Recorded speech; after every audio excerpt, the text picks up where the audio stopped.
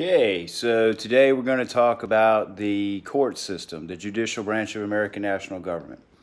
The best way to think of the judicial branch is a system of federal judges and courts that interpret the laws that are passed by the legislative branch and enforced by the executive branch. Alexander Hamilton referred to the courts or the judicial branch as the least dangerous because it contained neither the power of sword nor purse. And when he said that, basically what he meant is that the Supreme Court, by Section 3 of the U.S. Constitution, the only power it has is to interpret laws. So we can think back of a few examples in history in which the Supreme Court made a ruling, but it had little effect. One of the most notable was with Andrew Jackson during the Cherokee relocation process. The Supreme Court said, Andrew Jackson, you can't do that. That's unconstitutional. You can't move the Cherokee people just because you want gold. And Andrew Jackson did it anyway. In fact, one of his quotes at the time is, you people don't have an army. I do. And so he moved the Cherokee people. We've seen a couple of other cases in history, such as the case of Brown versus Board of Education of Topeka, where the Supreme Court made a distinct ruling, but individual cases with school systems, really the results were dependent upon the actions of the president or Congress. So if you think about the court system, you have in our Supreme Court, which is the supreme law of the land, you have 9 Supreme Court justices. And these persons live relatively majestic and secretive lives, and they exist. Their role is to interpret laws. And what they have in this role, what resources they have, are the U.S. Constitution. They have their own experiences. Each of them were all federal judges before they were selected to be a Supreme Court justice. And they have court precedent. What we mean by that is the way that a series of cases or related cases have gone in the past is typically what judges tend to look at, or justices when they're about to make a ruling. One good example might be, had things not changed during the tenure of Harry S. Truman in terms of desegregation of the U.S. military in 1948, it's quite possible that the ruling in Brown versus Board of Education of Topeka would have gone differently. If we think back to when we were covering the lecture on civil rights, we think back to Plessy versus Ferguson, we remember that the Supreme Court took a very hands-off approach to desegregation. Their ruling in that case was no foul, and the Supreme Court upheld separate but equal practices. So when you look back on different cases that the Supreme Court has heard, you see that in each case, their role is to try to impact public policy. The Supreme Court actually has the option to hear the cases that they choose. So not every case gets to go to the Supreme Court. Typically, and this is with any sort of situation in federal courts, if a case has gone in a certain direction, it typically has to have gone through the appellate process.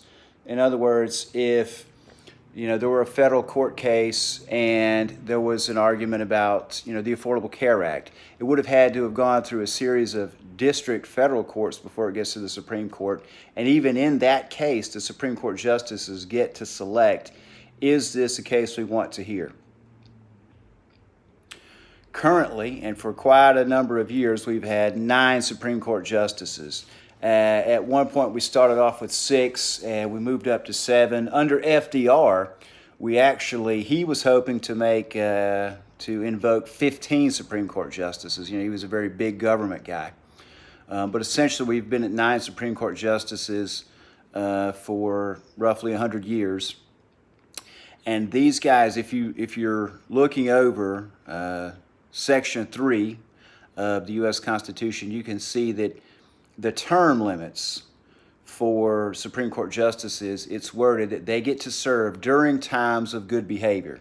So what that essentially means is it's a lifetime role. Once they're confirmed, they essentially stay there until they choose to retire, or unfortunately until they die in office. The Supreme Court justice positions are not elected positions, and you can see there being pros and cons in that.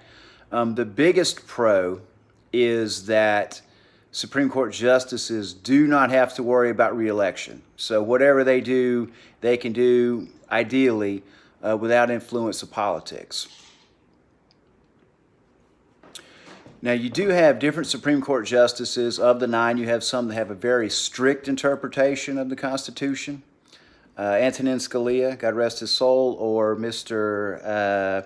Clarence Thomas, for example, a very, very stringent, traditional, very literal interpretation of the Constitution. Some Supreme Court justices may take a slightly more liberal role and say, so this is what the Constitution says, but what does it mean? And oftentimes, in deliberation in any court, you have discussions over the letter of the law or the intent of the law. So when justices or federal judges look back over a law, they may go back and look into the historical, cultural context of what was going on at the time it was passed, and say, what was the goal here? Well, we were looking for improvements in education. Were we looking at improvements in healthcare? Was it a true access issue? So a lot of different scenarios come up. With your Supreme Court justices, federal judges, Supreme Court justices, just as ambassadors or certain members of the staffers, are selected by the president, but they must be confirmed by the Senate. Now, typically, the Senate tends to approve the selections of the president, but there is a fairly stringent process. If you've watched the news in more recent years, at the invoking of a new Supreme Court justice, you know that has become an issue that has received a lot of news coverage. And typically, after Supreme Court justices clear that hurdle, you don't hear about them in the news anymore. So one respectful thing that the media tends to do is to respect the majesty and secrecy of Supreme Court justices. When you look below the Supreme Court is the highest law of the land. It's the highest court of the land. Below that, you have federal district courts, and you have a federal appellate court. And if you look in your slides, I've got a pretty distinct structure in your slides D2L on how the districts and appellate court structures are for the federal courts. It's important, though, to pay attention to how the appellate courts work.